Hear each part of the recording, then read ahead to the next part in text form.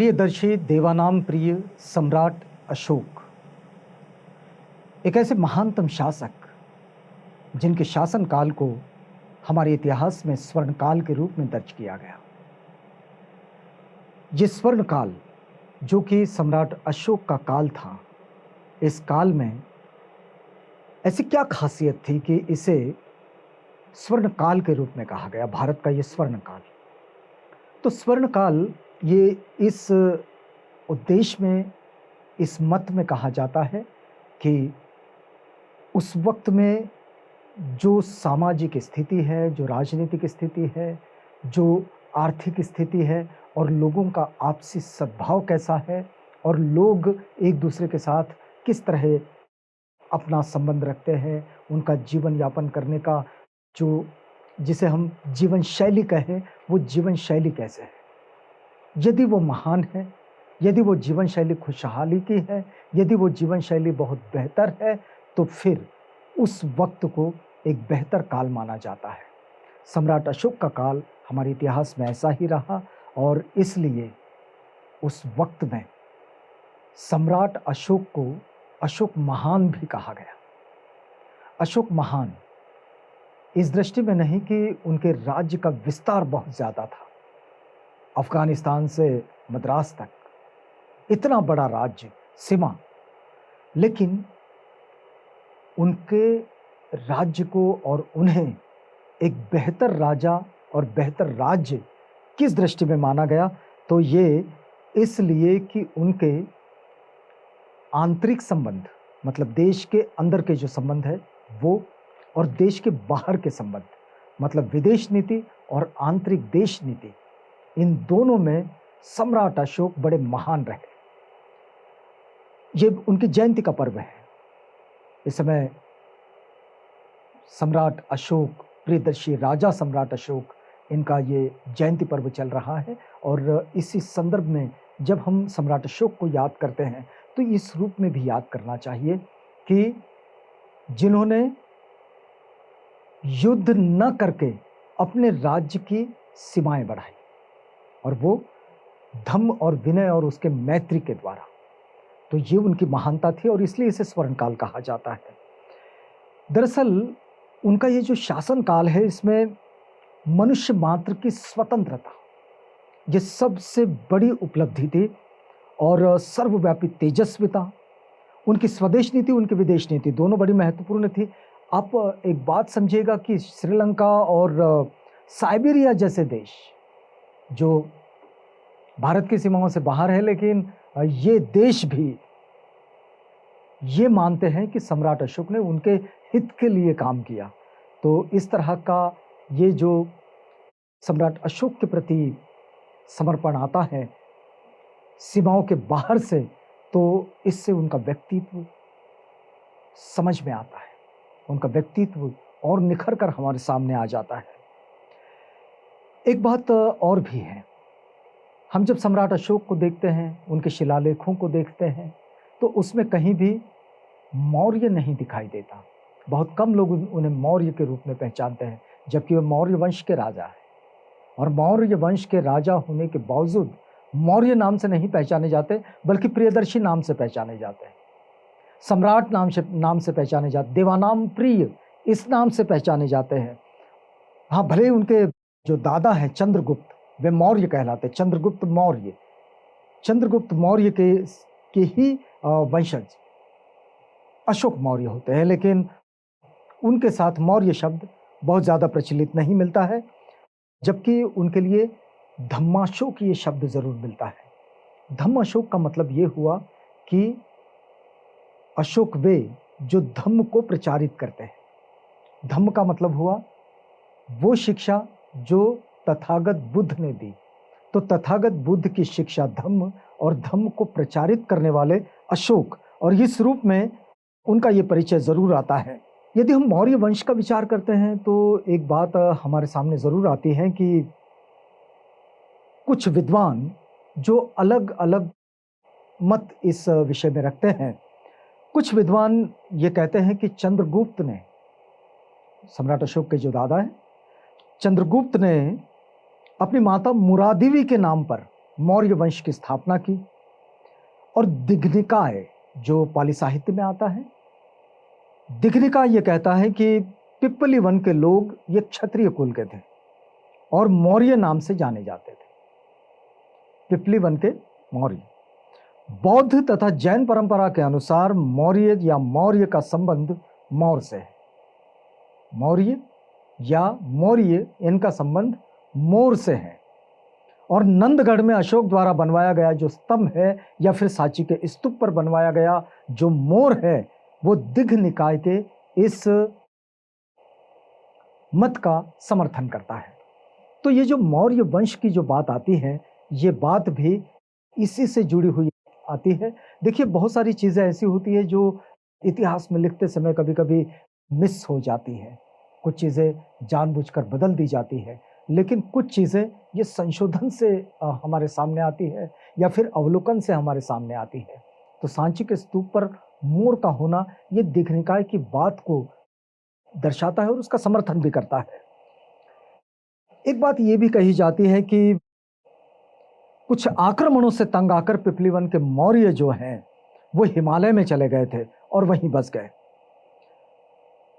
और उस स्थान के पूर्व निवासी जो हैं वो मोर पालते थे तथा मोर के पंखों से मकानों की छतें बनवाते थे और इस कारण वे मौर्य नाम से प्रसिद्ध हुए। वे लोग भी जो वहाँ पर चले गए थे वे लोग भी वहाँ भागकर ही गए थे और बाद में ये दोनों जातियाँ जो वहाँ की मूल थी वो और ये जो भाग कर गए थे वो ये दोनों एक हो गए और इन्हें ही मौर्य नाम से जाना गया। लेकिन महाबोधि वंश में इस बात का उल्लेख जरूर मिलता है जो इस बात का समर्थन करता है कि ये दोनों जातियां जो हिमालय तरफ गई वो और जो पिपली वन से गई थी और जो हिमालय में जो थी वो ये सब एक हो गए और उसके बाद ये मौर्य कहलाए। और इसी तरह हम अशोक के यानी कि सम्राट अशोक के जन्म की बात को और उनके इस वंश को समझ सकते हैं कि अशोक के जन्म के विषय में भी बहुत सारी अद्भुत कथाएं भी पाई जाती हैं। अनेक पंडितों का अनुमान है कि अशोक की दादी या माँ, ये कन्फर्म नहीं है, या तो उनकी दादी या तो उनकी माँ ये ग्रीक कुमारी रही होगी, ये ग्रीक से रही होगी। और इस अनुमान की संभावना भी हो सकती है क्योंकि चंद्रगुप्त और सेल्यूकस के बीच वैवाहिक संबंध माना जाता है। चंद्रगुप्त मौर्य और सेल्यूकस इन दोनों के बीच में वैवाहिक संबंध थे और राजनीतिक संबंध होने के कारण मौर्य कुमारी का सेल्यूकस के अंतपुर में और ग्रीक कुमारी का चंद्रगुप्त के अंतपुर में आना ये असंभव नहीं है। और इसलिए इस तरह का विवाह हुआ भी हो तो इसके लिए कोई खास प्रमाण नहीं मिलता कि बिंदुसार ग्रीक कुमारी से जन्मा था और अशोक उनका नाती था या बिंदुसार ने ग्रीक कुमारी से विवाह किया जिसका पुत्र अशोक था। ये कुछ खास उल्लेख इसका नहीं मिलता, लेकिन अलग अलग मत इस पर जरूर मिलते हैं।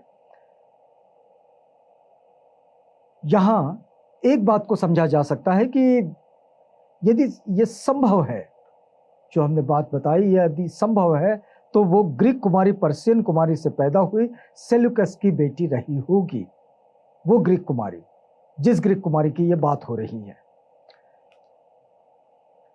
हम दीपवंश और सम्मत को अगर देखें, समंत पसादिका को और महावंश को, तो अशोक की माता के संबंध में ये सब मौन है।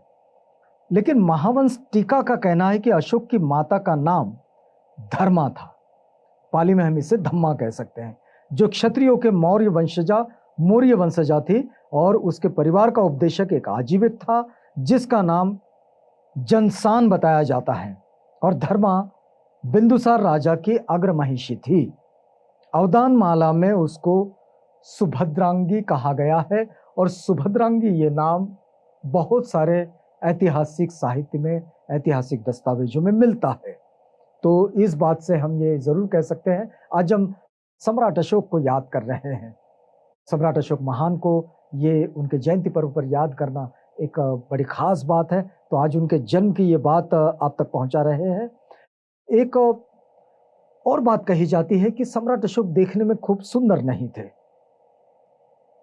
सम्राट अशोक के विषय में ये बात जरूर कही जाती है कि वे देखने में कोई बहुत सुंदर नहीं थे और इस कारण उनके पिता बचपन से उन्हें नापसंद करते थे, किंतु वे अशोक के अन्य गुणों से बड़े प्रभावित थे और इस कारण राजा बिंदुसार ने उन्हें उपराज बनाकर उज्जैन भेजा था। उज्जैन भेजने पर उज्जैन जाते जाते वे विदिशा में रुके, आज का विदिशा नगर, और विदिशा में रुके और वहां देवी नामक सेठ कन्या से उनकी भेंट हुई। उसे पत्नी बनाकर वे अपने साथ उज्जैन लेकर गए। उज्जैन में भी सम्राट अशोक का एक बड़ा केंद्र था उनके राज्य का, और वहां उन्हें देवी को जो पुत्र लाभ हुआ उन्हीं का नाम महेंद्र मास्तवीर है। महेंद्र जो है, महेंद्र जो भारत से बुद्ध धम्म को, महेंद्र और उनकी बहन संघमित्रा, ये दोनों मिलकर जिन्होंने श्रीलंका तक बुद्ध धम्म को लेकर गए, बुद्ध वचनों को लेकर गए।